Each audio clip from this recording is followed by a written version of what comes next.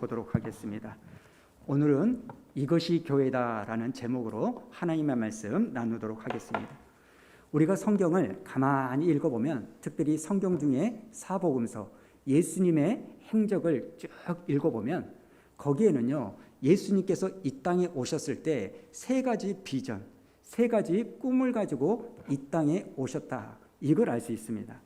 여러분, 주님이 가진 세 가지 꿈이 무엇이냐 하면 첫 번째는요, 우리가 잘 아는 것처럼 십자가가 예수님의 첫 번째 비전입니다. 오고 오는 모든 사람들에게, 특별히 저와 여러분을 구원하기 위해서 이 땅에 오신 예수님께서는요, 온통 33년의 그 삶을 이 십자가에다가 초점을 맞추어 삶을 사셨다는 겁니다.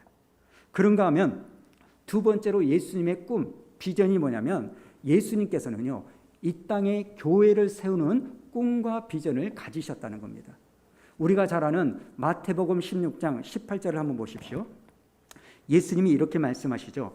또 내가 네게 이르노니 너는 베드로라. 내가 이 반석 위에 내 교회를 세우르니 음부의 권세가 이기지 못하리라. 그러니까 예수님은 이 땅에 두 번째 비전이 뭐냐? 교회를 세우는 꿈을 가지셨다는 겁니다. 그리고 세 번째 예수님의 비전이 뭐냐? 가만히 봤더니요, 성령님, 하나님의 영을 저와 여러분에게 보내주고자 하는 꿈을 가지셨습니다. 요한복음 15장 26절 우리 한번 다 같이 읽어볼까요? 시작. 내가 아버지께로부터 너에게 보내사 곧 아버지께로부터 나오시는 진리의 성령이 오실 때 그가 나를 증언하실 것이요. 아멘. 그래서 이 세 가지, 십자가, 그 다음에 교회, 그 다음에 성령님, 이 세 가지 비전을 주님이 가지고 이 땅에 계셨다는 겁니다. 사실 오늘 우리가 읽었던 이 요한계시록은요, 이 요한계시록 전체를 크게 세 부분으로 주제를 나눌 수 있습니다. 여러분, 요한계시록은요, 첫 번째 어떤 주제입니까? 우리가 잘 아는 것처럼 종말론에 대한 말씀이 기록되어져 있습니다. 하나님께서 말세에 이 땅을 어떻게 심판하시고 하늘나라는 어떻고 우리의 끝은 어떠한 모습으로 나아가는지 이 종말론이 기록되어 있는 게 요한계시록이고요. 그런가 하면 이 요한계시록의 두 번째 주제는 기독론, 예수 그리스도가 도대체 어떤 분인가를 기록하고 있는 겁니다. 그런가 하면 세 번째 이 요한계시록의 주제는 교회론입니다. 이런 상황에서 교회는 무엇을 해야 되는가? 어떤 자세를 가져야 되는가? 이런 맥락에서 본다면요, 여러분, 오늘날 이 시대에 우리가 이 요한계시록을 잘 읽으면 저와 여러분에게 굉장한 유익이 있습니다. 어떤 유익이 있냐면, 비록 현실은 어렵고 교회가 아픔을 당하고 환난을 당한다 할지라도, 그러나 요한계시록을 통해서 우리가 알 수 있는 게 뭡니까? 교회는 반드시 승리한다. 이 승리의 확신을 얻는 유익이 있고요. 그런가 하면 이 요한계시록을 통하여 얻는 유익이 뭐냐면, 교회는 어떤 태도, 어떤 자세를 가져야 되는가, 이거에 대한 많은 지침을 우리가 얻을 수 있다는 겁니다. 그래서 앞으로 7주 과정을 거쳐서요, 우리가 소아시아의 7교회, 이 7교회를 살펴볼 텐데요. 한번 지도를 보여주시겠습니까? 소아시아의 7교회는요, 지중해에서 터키 서쪽에 있습니다. 특별히 이 7교회, 여러분 신앙생활을 오래 하셔도요, 이 7교회가 어떤 교회인지를 잘 모를 때가 있어요.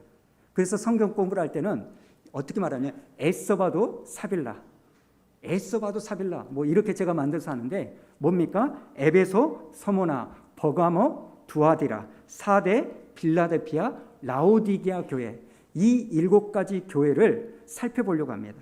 먼저 오늘은요, 서론격으로 이 요한계시록이 기록된 배경, 그리고 저자인 사도 요한에 대해서 좀 살펴보려고 합니다. 자, 여러분, 오늘 말씀 9절을요, 세 번역으로 한번 읽어보도록 할까요? 9절 읽어봅니다. 시작. 예수 안에서 여러분의 형제요, 예수 안에서 한랑과 그 나라와 인내에 여러분과 더불어 참여한 사람이니 나 요한은 하나님의 말씀과 예수에 대한 증언 때문에 반모라는 섬에 갇혀있게 되었습니다. 지금 요한이 자기가 어떤 상태라고 말합니까? 반모라는 섬에 관광을 갔다? 아니죠. 갇혀 있었다는 거예요. 다른 말로 말하면 귀양 보내졌다 유배당했다는 겁니다. 여러분 여기 반모섬은요, 지도 한번 보여주시겠습니까? 에베소라는 남단에 있는 이 도시에서 지금도 3시간 이상을 배를 타고 가야 도착할 수 있는 외딴 섬이었습니다.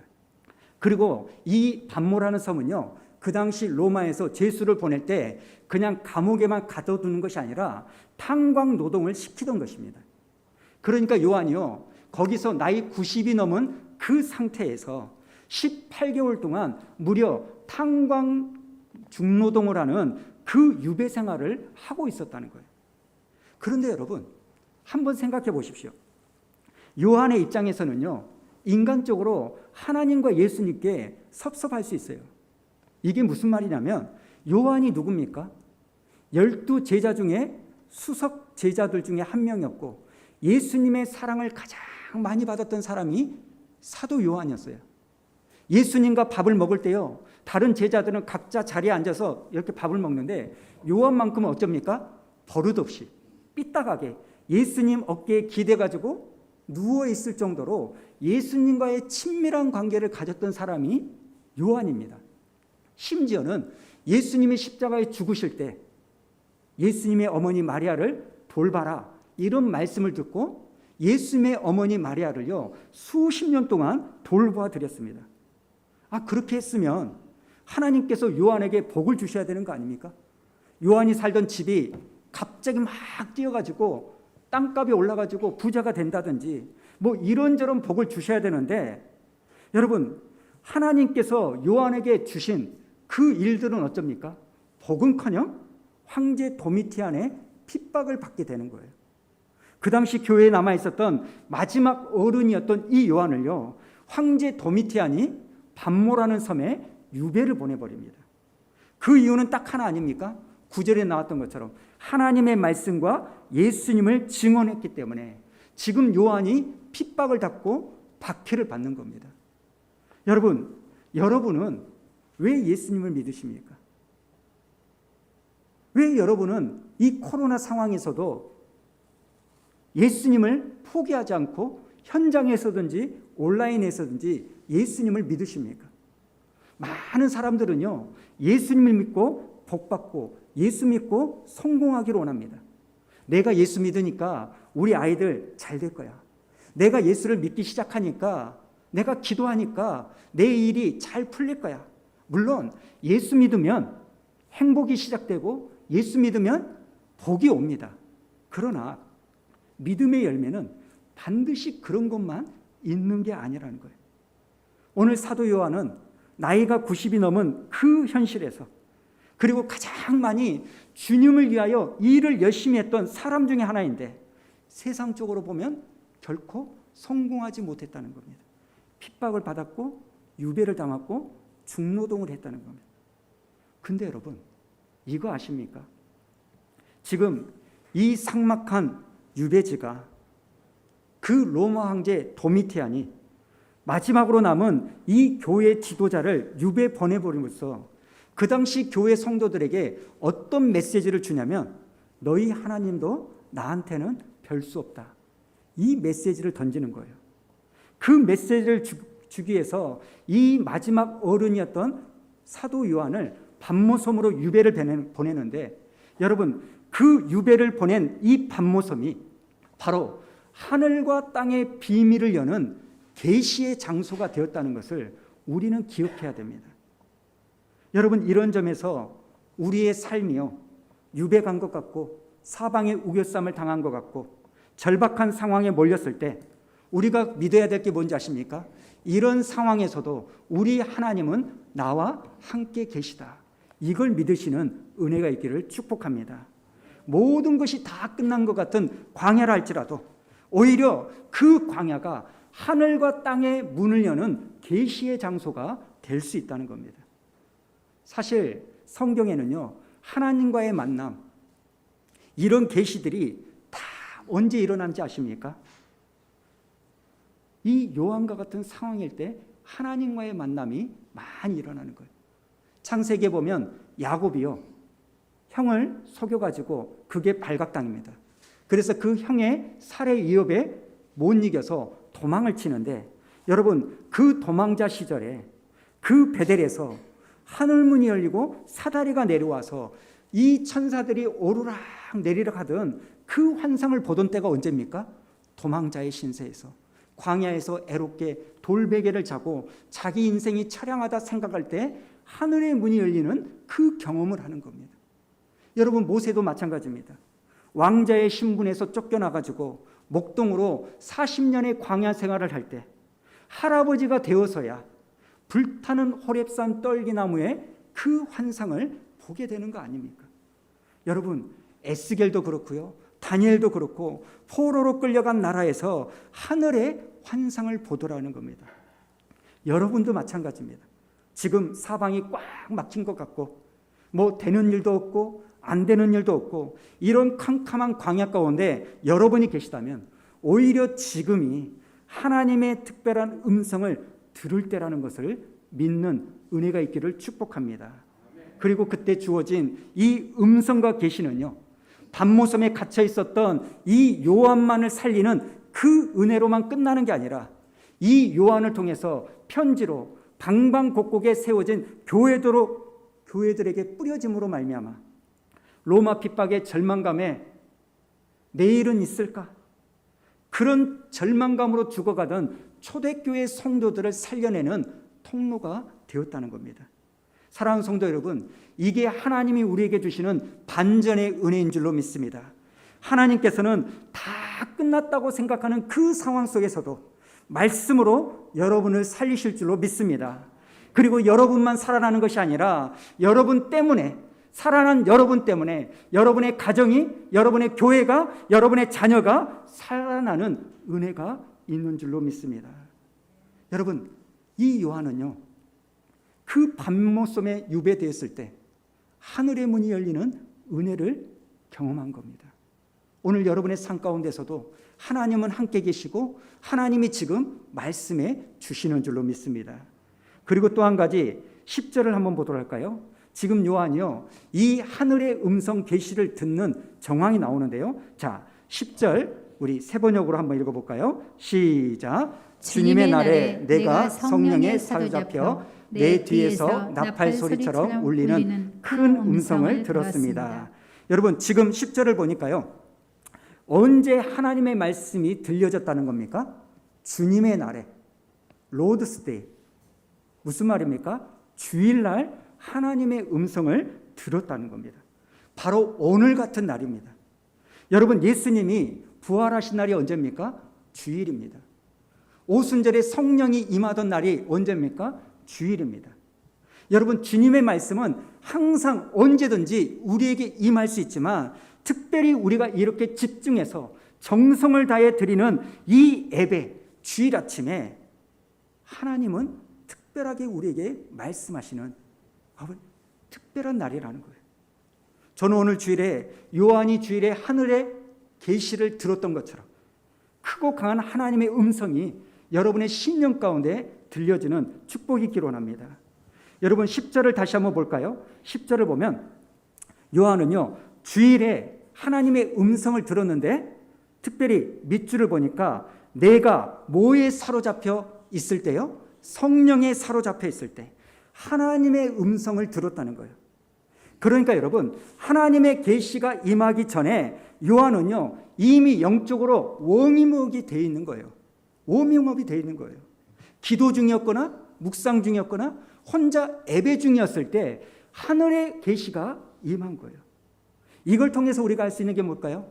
여러분, 말씀은요, 그냥 들려지는 게 아닙니다. 하늘문은 그냥 우리가 바란다고 들려지는 게 아닙니다. 이렇게 영적으로 충만해 있을 때 하늘의 문이 열리는 거예요. 여러분, 요한이요, 오늘날 우리의 시대에 산다면 하루 종일 핸드폰을 들여다보고 게임을 하고 유튜브를 보고 또 드라마 뭐가 유명합니까? 신사 아가씨 같은 이것만을 막 보고 있다가 예배를 드린다면요, 그 흐트러진 상태에서는요, 하나님의 말씀이 들려지지 않는 거예요. 여러분, 요한은요, 성령이 충만한 컨디션에서 하나님의 말씀이 들려졌다는 거예요. 그래서 제가요, 좀 부담스럽지만 여러분들에게 부탁을 드리는 게 뭐냐면 가급적이면 여러분 예배 20분 전에 아니요 10분 전에라도 먼저 오셔가지고 성경을 읽거나 기도를 하시면서 하나님의 말씀을 들을 여러분의 영적인 컨디션을 만드셔야 돼요. 오밍업이 돼 있어야 돼요. 여러분 이런 것이 없이요 그냥 앉아있다가 하면 안 된다는 겁니다. 그래도 상황상 정 어쩔 수 없다면 여러분 오는 도중에라도 속으로 기도하고 묵상하고 찬양하면서 오셔야 됩니다. 여러분이 여기에 앉아는 있는데 예배 시작하기 바로 전까지 핸드폰만 들여다보고 있다면 여러분 그 잔상 때문에 결코 하나님의 말씀을 들을 수가 없는 겁니다. 여러분 우리는요 그런 잘못된 잔상을요 예배 드리기 전에 커트를 해야 돼요. 왜요? 그래야 하나님의 말씀이 들려지기 때문에. 여러분 많은 경우에는요 하나님이 내게 말씀하지 않는 게 아니라 우리의 영적인 상태가 너무나 흐트러져 있기 때문에 하나님이 말씀하셔도 그 말씀을 듣지 못할 때가 너무나 많아요. 우리가 잘 아는 것처럼 더러운 컵에 생수를 부어가지고 마시지 않지 않습니까? 하나님의 말씀도 아무 곳에나 들려지거나 임하는 게 아니라는 거예요. 여러분이 공원의 의자에 앉을 때 그냥 앉습니까? 그 의자가 깨끗한가, 뭐가 놓여져 있는가 보고 더러우면 치우고 닦고 앉는 것처럼 여러분 우리의 내면 세계는요 굉장히 정직합니다. 거룩한 인풋, 거룩한 은혜가 들어오기 위해서는요 우리 안이 깨끗하고 청소되어져 있어야 된다는 거예요. 저는 여러분이요 영적으로 성령 충만한 컨디션을 가지고 계셔가지고 말씀하시는 하나님의 음성이 잘 들려지는 은혜가 있기를 축복합니다. 저는 이런 배경으로요 소아시아 7교회를 향하신 주님의 말씀을 살펴보기를 원하는데 오늘 한 가지만 놓고 이야기를 하고 마치려고 합니다. 여러분 이 소아시아의 7교회를 볼 때 전제로 우리가 봐야 될 게 뭔지 아십니까? 교회의 주관자는 예수 그리스도라는 사실을 우리가 잊지 않아야 된다는 겁니다. 자, 요한계시록 2장 1절에 있는 말씀을 한번 볼까요? 1절 한번 봅니다. 우리 읽을까요? 시작. 에베소 교회의 사자에게 편지하라. 오른손에 있는 7뼈를 붙잡고 7 금촛대 사이를 거니시는 이가 이르시되. 지금 예수님은요 자기를 7뼈를 붙잡고 7 금촛대 사이를 걸어 다닌다 이렇게 말하는데 여기에 나오는 7뼈는 뭐고 7 금촛대는 뭘까요? 1장 20절에 보면 선명하게 나오는데요 20절을 한번 보십시오. 네가 본 것은 내 오른손에 7뼈의 비밀과 또 7 금촛대라. 7뼈는 7 교회의 사자여 7 촛대는 7 교회니라.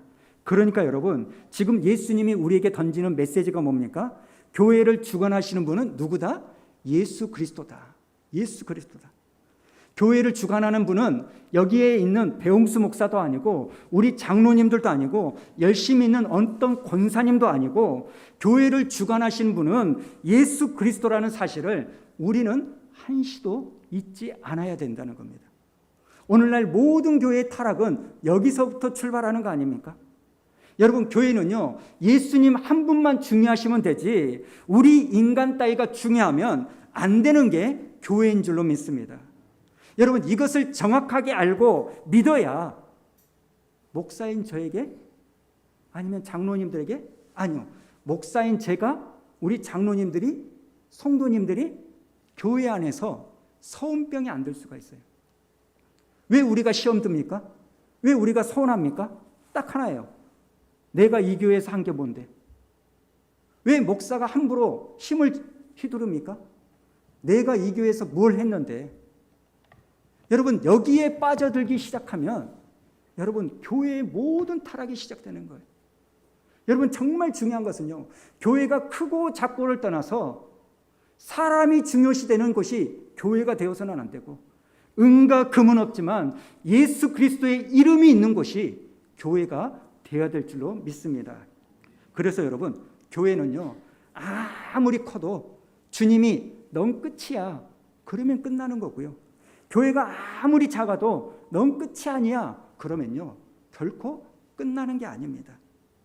여러분, 요한계시록이 쓰여질 당시에 교회 성도들은요, 갈수록 심해지는 핍박 속에서 숨이 막혀오는 그 상황 속에서 이러다가 기독교 끝나는 거 아니야?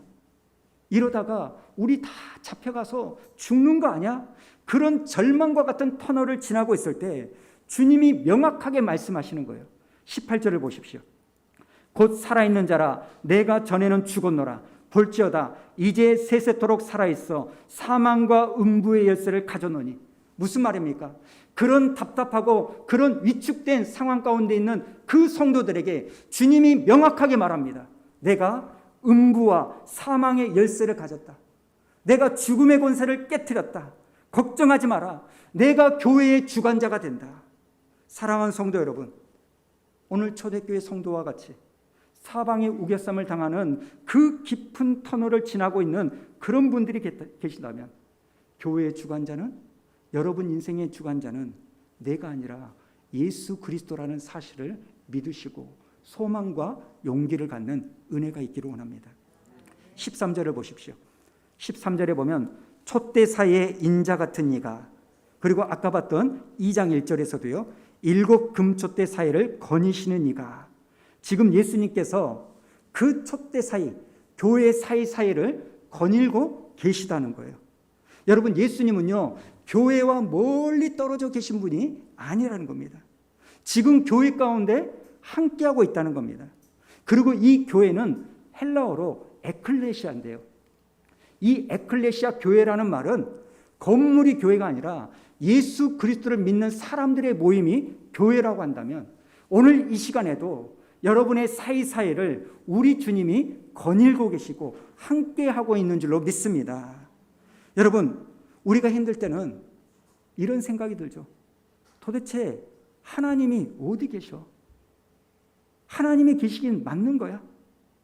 때로는 버림받은 것 같은 느낌이 들 때 있잖아요. 심지어는 내가 왜 예수를 믿을까? 이럴 거면 이런 마음이 들 때도 있어요.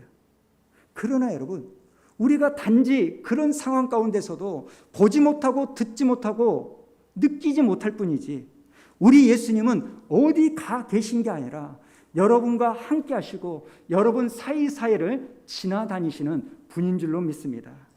사랑하는 성도 여러분, 교회의 주관자 되시고 교회의 머리가 되시고 우리 인생의 주관자 되신 이 예수님이 여러분을 한 분 한 분 돌보시면서 걸어 다니고 있다는 것을 믿으시고, 우리 교회는 내가 책임지는 게 아니라, 우리 가정은 내가 책임지는 게 아니라, 내 삶은 내가 책임지는 게 아니라 예수님이 책임져 주신다는 이 말씀에 오늘 힘을 얻어서 이번 한 주간에도 소망을 갖고 승리하는 저와 여러분 되기를 주님의 이름으로 축원합니다.